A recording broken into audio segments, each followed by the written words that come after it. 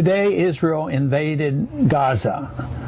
They have been warning about this all along. Everybody anticipated it, and it finally happened. But to me, it's a pretty sad day for the whole world, because it just means that the whole idea of preemptive, preventative war is spreading. Israel says they have to go in and to prevent a problem that might come, and who knows for what other reasons. But you know, the position that we should hold is that we should be on neither side. This is a conflict that's been going on for not decades, but hundreds of years, if not thousands of years. The people there have been fighting, but we're right in the middle of it. And even though Israel did the invading of Gaza, we, the United States, will be blamed for it. And there's some truth to this, because Israel depends on us. They depend on us economically. They depend on us for their military power and all their weapons. And they really got a green light from our administration. We have not said one word about the plan to go in. The plans has been there for a couple weeks, and everybody knew it was going to happen. So we are participants, which it just means that we have just antagonized the Muslim Arab world even more so than ever before. And unfortunately, we'll suffer the consequences from this. But there is no benefit for us to be involved in this fight over there.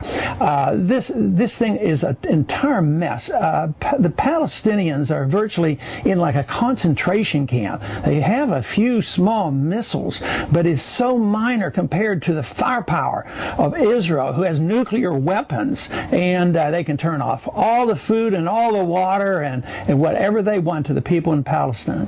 And yet we are going to have to accept some of the moral responsibility for this. Now, one thing that I'm concerned about is our government now is starting to say, well, you know, quite possibly the Iranians had something to do with this to egg on Hamas. Yeah, it could be. It might be the case. But this whole idea that we shouldn't have foreign powers involved, when you think of us being involved in Israel, it's sort of an academic issue right now. But this to me is something that is going to spread. It's very, very serious. And the Middle East is a powder keg. And unfortunately, nobody sees an easy way out of the Middle East crisis that is ongoing right now. And it contributes to instability around the world. It contributes to the instability of our economic situation in this country today. We're involved in wars in Afghanistan. We're escalating the war there. We're pretending the war is over in Iraq, which it is not. And it's draining us. It's draining us emotionally, and certainly it's draining us financially. And as this whole area blows up, where are we even going to get the funds to keep this militarism going? And yet, nobody in Washington is really considering cutting back. Nobody's considering cutting back on the world empire. Everybody's frantic about the deficit. The deficit's totally out of control. It's anticipated that this fiscal year, the deficit, the national debt could increase by $2 trillion. Sure, they're still buying treasury bills, but how long is that going to happen? That is going to come to an end. I think that's going to be the big news this year, is people are going to be less enthusiastic about buying American debt. And this commitment overseas, as well as the commitment here at home to bail out everybody that gets in line, it just can't continue. Yet we're getting ready to start a new session. High on the agenda right now is another bailout package between $750 to $1 trillion. There's no money in the bank, and it's just going to come out of printing more money and hopefully borrowing more money from others. But other countries are going to get reluctant, and I see that this year, most likely the big event will be the further and maybe rapid deterioration of the dollar, which means that we're going to have a lot of inflation. People say that the only concern we have now is deflation, but I see the concern about inflation. Inflation will come. There's still plenty of it around, and you can't create trillions of dollars of new money endlessly to bail out everybody and to police the world without it coming home to roost and really damaging our whole financial system. Everybody's frantic about what's happening, and they don't like it, but everybody is is asking for the same thing that caused the problem.